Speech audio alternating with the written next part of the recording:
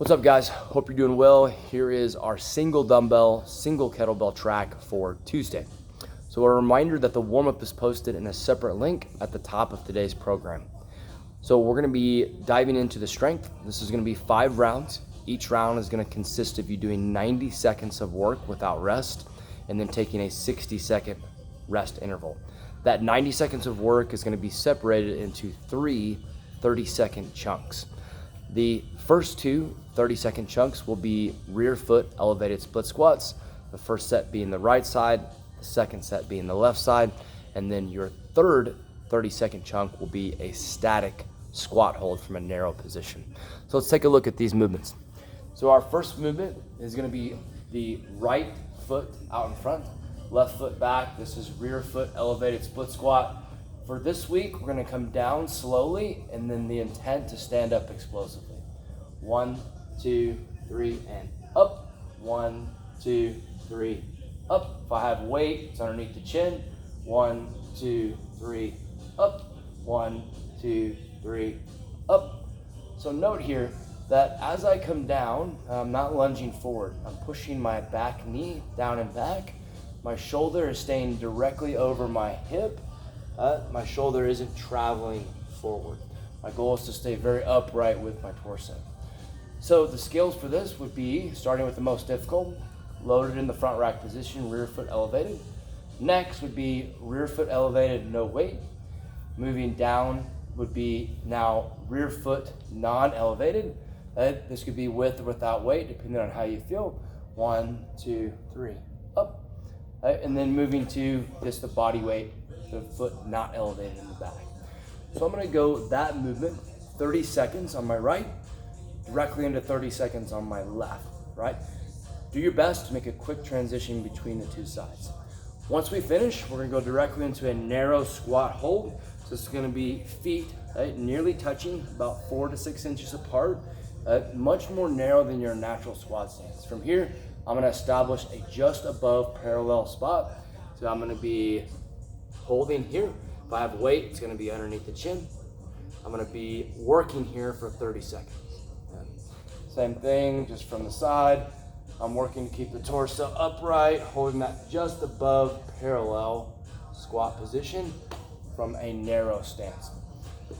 This gets extra spicy. So if you need to come out of it for a couple seconds, and then do your best to get right back in. Once you finish that 30-second work interval in the static hold, then we'll take a 60-second break and we'll recycle it back 5 times through. Let's take a look at your workout. So we have 3 minutes on, 2 minutes off for 4 cycles. Each 3-minute cycle is gonna be an AMRAP. That AMRAP will consist of 1 minute of 3 different movements. There'll be no rest or transition between those 3 1-minute intervals. So first interval is gonna be an AMRAP, 1 minute of dumbbell or kettlebell high pulls. So it's a long interval to be doing just one movement. So we don't expect you to do 1 minute unbroken. It's possible that you're gonna be taking somewhere between 2 to 4 quick breaks depending on what size weight you have. So that movement will be kettlebell or dumbbell coming between the legs, depending on what you have and what you're comfortable with. That could be the kettlebell coming from the floor. If you have a dumbbell, from the floor for you would just be coming to mid-shin. It could be from here, about kneecap height, or it can be from a tuck position, like a kettlebell swing. Regardless, the movement would look like this, pulling up, elbows higher than the wrist, shoulders even with the hips, butt squeeze, belly tight at the top. 1, 2, I'm gonna accumulate as many perfect reps as I can in that 1 minute time period. I'm going directly into 1 minute burpee to jump and turn. So my goal is to get a turn of at least 45 degrees. Remember that we're focusing on being explosive in these workouts, not necessarily just moving to move, all right? So here's my burpee to jump and turn. I'm gonna try and go at least 45 degrees. Maybe I can get even more. Full 90. Maybe my jump and turn is very, very small. Maybe it's like 10 degrees. And that's it. right? We want some type of jump and turn. What we'd like to see is alternating, meaning I'm gonna jump and turn, and then I'm gonna jump and turn the opposite way, okay? Just like always, we can do a sprawl instead of a burpee, all right?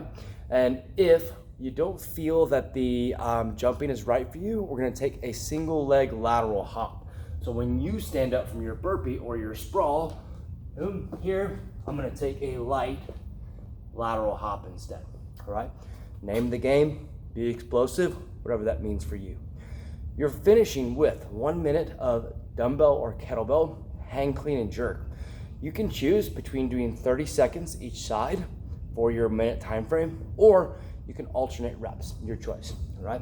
So we're gonna be coming from the hang, tucking that dumbbell or kettlebell, and 1, back to the tuck, and 2, back to the tuck, and 3, or what you could do is go alternating, meaning boom, I'm up, pass it over, and up, pass it over. It's your choice on how you split that up, all right?